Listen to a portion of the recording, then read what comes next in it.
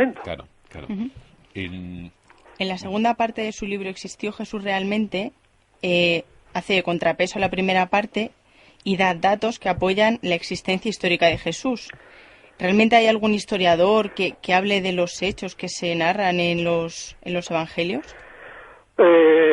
Vamos, estrictamente un historiador de la época de Jesús o incluso más tarde, y un historiador que no sea cristiano, no lo hay. Ese es uno de los problemas que lleva a gente, que yo afirmo que son grandes estudiosos también, ¿no?, pues a negar, como decíamos antes, la existencia histórica del personaje. No lo hay. Solamente tenemos alusión a Jesús como hacia el año 100 en un historiador judío que se llama Flavio Josefo, en una frase en que, una serie de frases, mejor, 6 o 7 líneas, en el que dice que fue un hombre divino, que sus seguidores lo amaban tiernamente, que hizo muchos milagros, que era el Mesías, pues que era prácticamente Dios. Es decir, es una alusión que está tan cristianizada que ahí vemos que hay algo falso, pero la mayoría de los historiadores han visto que en esa alusión a Jesús, si se analiza el sitio donde está, a pesar de haber sido manipulada por escribas posteriores que ya eran cristianos, se ve claramente que sitúa a Jesús entre aquellos profetas falsos, locos, carismáticos, gente fanatizada, que condujeron al pueblo judío al gran fracaso de enfrentarse a Roma en tiempo de Nerón y quedar destruidos, claro, fueron machacados. Entonces, si realmente qué interés hubieran tenido los escribas cristianos en colocar en la obra del historiador Flavio Josefo después del año 100 a un Jesús dentro de una lista de maleantes, visto desde el punto de vista romano. No, simplemente se encontraron ahí con una alusión de pasada a ese personaje Jesús y a su hermano, y luego modificaron el texto. O sea que eso es lo primero que tenemos, un texto ciertamente modificado por escribas cristianos posteriores, pero que, dada la colocación y en el fondo el insulto que supone a Jesús, no puede haber sido inventado por los cristianos. Luego ya a partir de ahí, Tácito, un poquito más tarde, el historiador Tácito en sus historias en el año 150, y a partir de ahí ya, pero 100 y pico años después de la muerte de Jesús, ya empiezan a aparecer más que decir Jesús existió realmente, que lo daban por supuesto, lo que empieza a aparecer es testimonio de la existencia de los cristianos y cómo eran y cómo daban o no daban problemas dentro del Imperio Romano. De todo esto bueno, de lo primero que hemos empezado a hablar, entonces yo el otro día estuve leyéndome La Edad de la Razón de Thomas Paine, y realmente porque evidentemente yo dudo, después de haber leído sus libros, y yo como realmente no soy ahora una persona religiosa, sí espiritual pero no religiosa, os saqué una conclusión, o por lo menos me gustó el poderme aproximar a la figura de Jesús de la siguiente manera, ¿no? Que en realidad es más una respuesta, o para mí, después de dudar de ese Jesús histórico, Jesús ofrece más una respuesta a las dudas o a las preguntas morales de la sociedad, incluso de la sociedad actual ahora mismo, que quizás, quiero decir, quizás es más una respuesta a esas necesidades espirituales o morales, y da una respuesta moral más adecuada en sí que realmente decir que ha sido un personaje que luchó por la igualdad de la humanidad o por la igualdad de los seres humanos en la tierra, etcétera. No sé si me estoy explicando. Sí, ya veo perfectamente por dónde va. Yo le digo, Jesús fue sin duda un personaje grande, pero un personaje grande en una esquina del imperio, y por lo tanto pasa desapercibido. Ahora, ese personaje grande que impacta tremendamente en ciertas masas y en sus tiene un mensaje. Ese mensaje es, como usted dice, más que un constructo de igualdad, que no lo es, porque por de pronto no rompe desde luego ni una sola lanza entre una igualdad teórico-práctica entre hombres y mujeres, ni entre esclavos y dueños, ni nada de eso.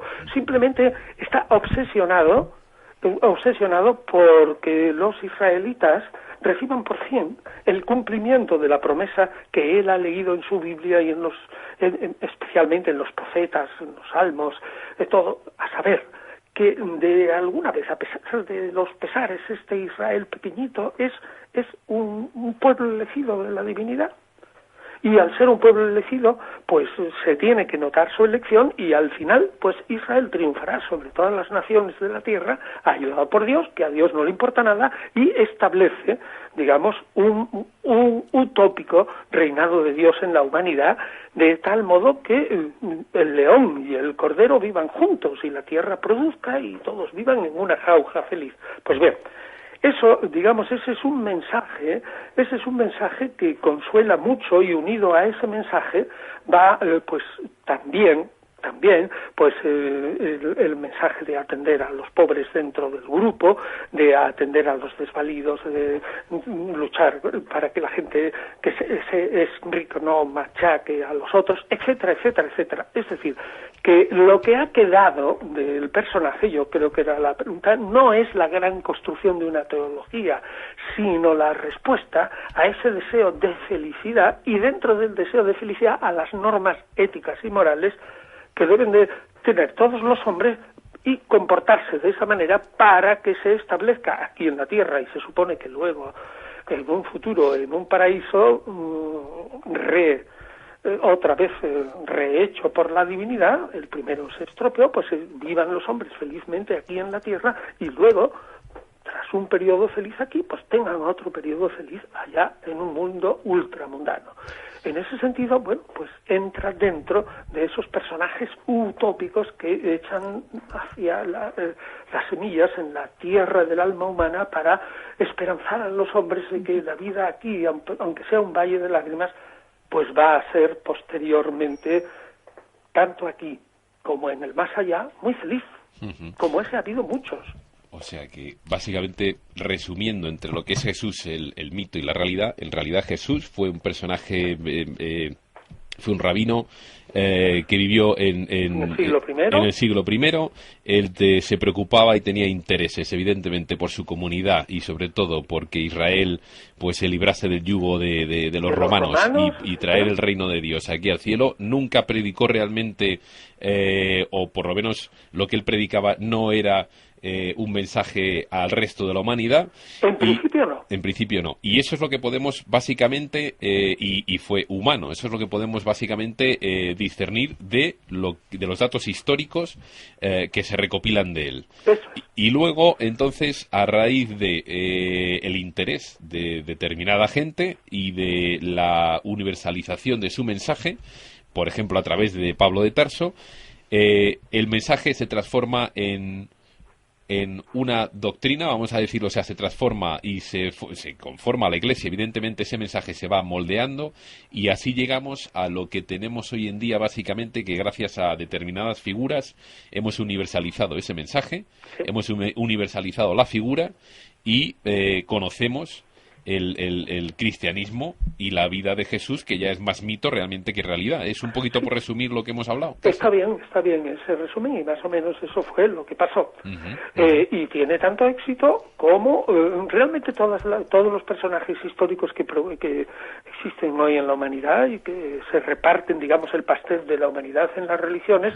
No todos pueden predicar, estrictamente hablando, una religión verdadera. Porque la religión verdadera será una, pero no otras que son antagónicas entre sí. Claro. Es decir, que lo que quiero decir con esto, pues que el personaje Jesús encontró, fue un personaje grande en su pequeño rincón, pero encontró ante todo seguidores que lo hicieron infinitamente más grande, y eso es lo importante. Pero ese proceso no es solo el de Jesús, sino es el de Confucio, y es el de Mahoma, y es el de Buda, y es el de otras de las grandes religiones, como por ejemplo Moisés, etcétera. O sea que Jesús fue un personaje inspirador, y sobre él se escribieron evangelios. Fue un hombre grande, pero un hombre solo, no fue Dios, ni él lo pensó.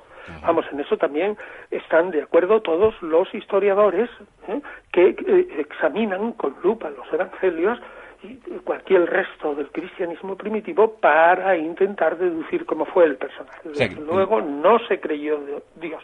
O sea que en ninguno de los evangelios él dice que él pensase que fuese Dios. En los evangelios se dice indirectamente, sobre todo en el cuarto evangelio, el evangelio de Juan, que se escribe en torno al 110, al 115, es decir, después de, pongamos, 70, 80 años después de la muerte del personaje, ahí ya se dice que es Dios, pero en ninguna parte, ni siquiera en los mismos evangelios, sale claramente que él dijera de sí mismo que era Dios, de ningún modo. Es más, yo diría una cosa que la gente no cae en la cuenta. Si se analiza, bueno, ya lo tenemos computarizado con toda facilidad. En el Nuevo Testamento aparece la palabra Dios como unas 1325 veces. De esas 1325 veces, desde luego, nunca jamás dice Jesús que Él es Dios. Y otros autores, con toda claridad, no indirectamente, con toda claridad, como aparece al principio que Jesús es el Logos y que preexiste en el Evangelio de Juan, de eso, decir claramente Jesús es Dios, son solo 7 veces en todo el Nuevo Testamento. 7 de 1325. Es decir, que estamos en un proceso, la creación del Nuevo Testamento, pues desde el año 70 hasta el año 150 o 180, estamos en un momento en que se está divinizando al personaje, lo mismo que ocurre con otros hoy día, y hay un cierto reparo todavía en llamarle Dios. Jesús sirvió de inspiración para escribir numerosos evangelios. ¿Quién escribió estos evangelios? ¿Podemos hacer una estimación de cuántos evangelios apócrifos hay? Sí, yo he publicado un libro en la editorial de DAF que se llama Todos los Evangelios. Es una idea sencillísima, es como lo del huevo de Colón, ¿no? Pero no teníamos ese libro. Y he reunido todos los evangelios que hay, digamos, antiguos, no los evangelios apócrifos modernos, que eso también hay a montones, pues por ejemplo José Saramago, cualquier otro que escriba, no, de los antiguos, pongamos pues hasta el siglo VII o alguna derivación de alguno raro hasta el IX por ahí, y muchos se han perdido, y hay muchos que solo se conocen además por nombre, y yo he reunido 82 en ese libro, y están reunidos, están allí, de algunos quedan pequeñas líneas, fragmentos, y no he puesto, digamos, otros evangelios también que simplemente se conocen por el nombre, porque ya sería una lista aburridísima, ¿no? Sí. Y no añadiría nada, pero tenemos restos de 82. 82. O sea que de 82 nos quedamos en 4 canónicos. Y el resto declarados por la Iglesia en un proceso lento que llevó siglos. Sí.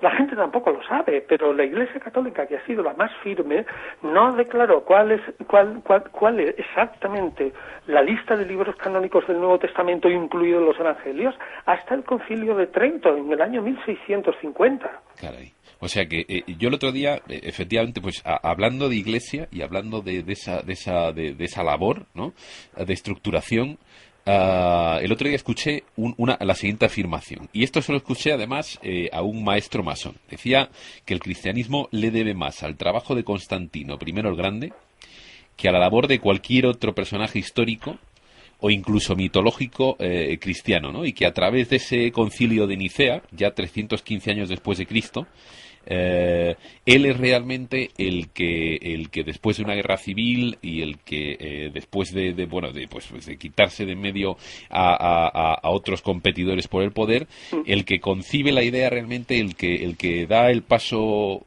gigante, por decirlo de alguna manera, para pues poner a todos los obispos en aquel entonces o a todos los representantes, ¿no?, de las diferentes escuelas cristianas, reunirles en un lugar y bajo la espada y su norma decirles, bueno, pues de aquí va a salir, ¿no?, la nueva religión o la nueva, por decirlo de alguna manera, el nuevo pegamento, ¿no?